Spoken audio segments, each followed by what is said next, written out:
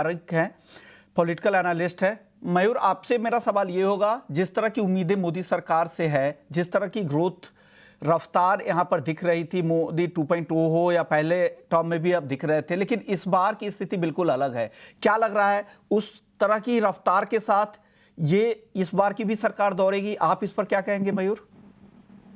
देखिए, एक बात तो बड़ी साफ है, जब आपके पास क्लियर मैंडेट होता है, पूरी 272 सीटें होती हैं, तो आप अपनी मर्जी के हिसाब से सरकार को चला सकते हैं। लेकिन जब कोalition की बात आती है तो उसमें बहुत ज्यादा इफ एंड बट होते हैं।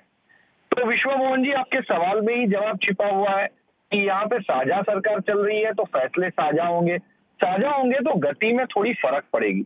लेकिन मैं आपको बता दूं, अगर पॉलिसी डिसीजंस लेने हैं, पार्टी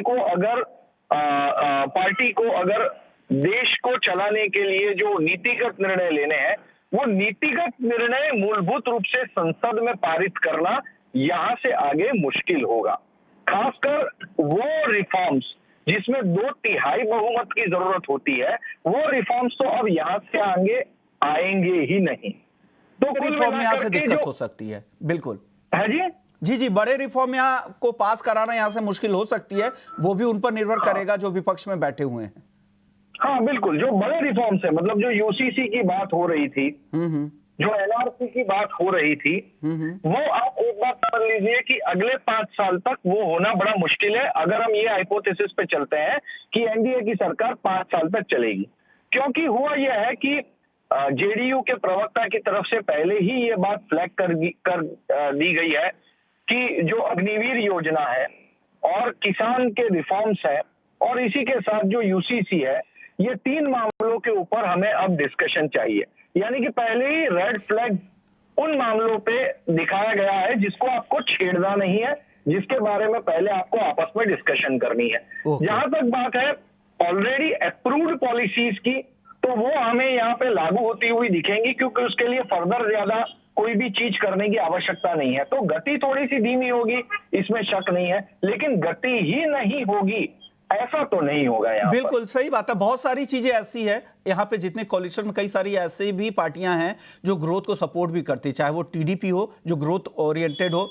आज बैंगलोर का जो आप देख रहे हैं, जो अगर ग्लोबल सिटी है, आईटी सिटी है, तो उसमें टीडीपी का बहुत बड़ा हाथ है। तो बहुत सारे ऐसी भी पार्टियां हैं, और कुछ ऐसे मुद्दे होंगे जो रूरल इकोनॉमी से जुड़े हुए, वहां पर तो अड़ंगा आएगा, लेकिन जो रियल ग्रोथ के जो मुद्दे होंगे वहां पर दिक्कतें नहीं होने की संभावना है। मयूर जी, अगला सवाल होगा मंत्रिमंडल को लेकर। जैसे हमारे सहयोगी संवाददाता गौरव बता रहे थे कि अभी भी काफी असमंजस की स्थिति है। आप क्या इस अभी मौजूदा माहौल को आप कैसे देखते हैं, क्या सेंस कर रहे हैं? मंत्रिमंडल किस तरह का होगा, किन किन लोगों को जगह मिल सकती है, और विपक्षी पार्टियां में कौन, विपक्षी पार्टियां कह रहा हूं, कोलिशन में जो इनकी सरकार है एनडीए के साथ है, वहां से कौन कौन लोग मंत्री बन सकते हैं? आप क्या उम्मीद लगा रहे हैं यहाँ पर?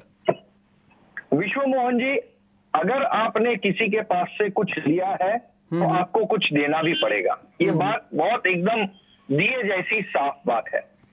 अगर दक्षिण के द्वार आपके लिए पवन कल्याण ने खोले हैं, अगर दक्षिण के द्वार आपके लिए टीडीपी ने खोले हैं, आप इतने सालों से, आप यानी भारतीय जनता पार्टी इतने सालों से दक्षिण में पांव जमाने की कोशिश कर रही थी, 136 में से उसके हाथ में कोई सीट नहीं आ रही थी। अब की बार कम से कम वो 12-13 सीट जो है वो दक्षिण में अपनी जगह, 26 सीट अगर मैं गलत नहीं हूं तो वो दक्षिण में, मतलब जी जी जी, अब की बार एंट्री की है, पर आपके पास एक भी जी जी मयूर जी, मैं समझिए आप क्या कहना चाह रहे हैं। आपके ऑडियो में कुछ दिक्कत है, लेकिन आप कहना यही चाह रहे हैं कि अगर आप कोई पार्टी, अगर आप गठबंधन में हैं, तो अगर वो आपके लिए सैक्रिफाइस कर रहे हैं, अगर वो आपको सपोर्ट कर रहे हैं, तो आपको भी वो सपोर्ट देना होगा। शुक्रिया मयूर जी, आपने वक्त निकाला हमारे लिए और समझाया कि क्या स्थिति, मंत्रिमंडल का कंपोजिशन किस तरह का आगे रह सकता है। गौरव, अब आप बताइए कि शपथ ग्रहण समारोह जो होने वाला है कल, वो कौन कौन से मेहमान शामिल हो सकते हैं? खास करके विदेशी मेहमानों की लिस्ट में बताइए कौन कौन से बड़े नाम हैं। गौरव।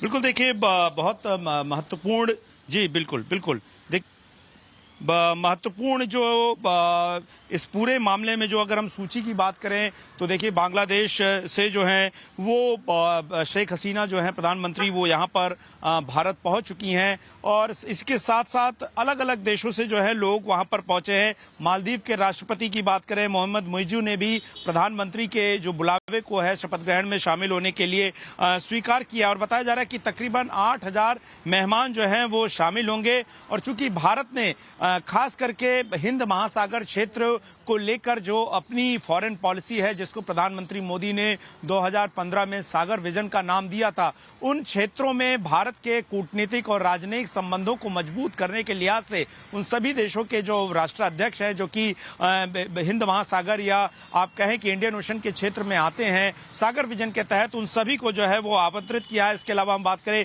सेशल्स के राष्ट्रपति को बुलाया है, मॉरिशस के प्रधानमंत्री, नेपाल के प्रधानमंत्री, भूटान के प्रधानमंत्री, ये सभी लोग जो हैं अभी तक अपने इस निमंत्रण को स्वीकार कर चुके हैं और ये बहुत महत्वपूर्ण है। मालदीव एक ऐसा देश है जिसको लेकर संबंधों को लेकर तमाम चर्चा हुई और किस तरह से मालदीव को लेकर एक विवाद भी हमको देखने को सामने मिला जब भारत ने इस मामले में तमाम अपना विरोध भी जताया था। लेकिन अब चूंकि मालदीव के हेड ऑफ स्टेट आ रहे हैं तो जाहिर तौर पर संबंधों को सुधारने की दिशा में और खास करके हिंद महासागर के क्षेत्र में जो देश हैं, जो तटीय क्षेत्र हैं, उन सभी राष्ट्रों के साथ संबंध सुधारा जा रहा है। और मैं आपको बता दूं कि कुछ विशिष्ट मेहमान भी आपको भारत से देखने को मिलेंगे और हमने देखा है कि प्रधानमंत्री ने किस तरीके से खास करके जो वर्कर्स होते हैं अलग अलग क्षेत्रों के विशिष्ट उपलब्धियां हासिल करने वाले लोग होते हैं उनको भी इनवाइट करते हैं। जो हमें अभी एक जानकारी मिली है कि जो भारत की महिला लोको पायलट्स हैं, भारत के अलग अलग रेलवे रीजन से उन सभी महिला लोको पायलट्स को अलग अलग महिलाओं को